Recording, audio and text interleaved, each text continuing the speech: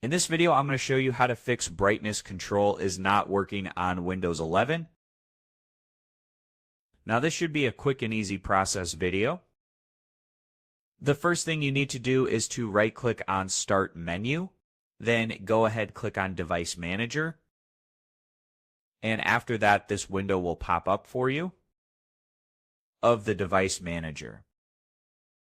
Now just go ahead, click on Monitors, then right-click on this monitor right here. Then go ahead, click on Disable Device. Just click on it, then click on Yes. And after you do that, just go ahead,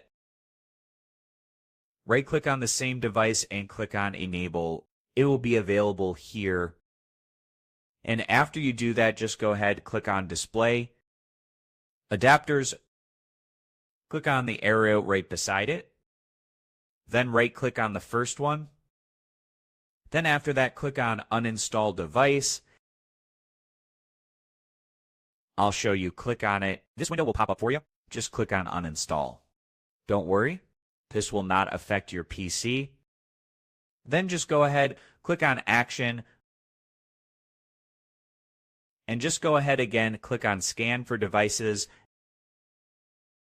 And here you can see that it has scanned for devices. You can go ahead again to your Start menu. Then we start your computer for changes to take place. Now, if the problem set persists, you can go ahead, click on the Start menu. Just go ahead, right-click on it. Then click on Terminal Admin. Then give it some time to load. After that, this page will pop up for you. Now, all you have to do is to type in this command, sfc/forward_scan. Now, then hit Enter. Then just give it some time to scan.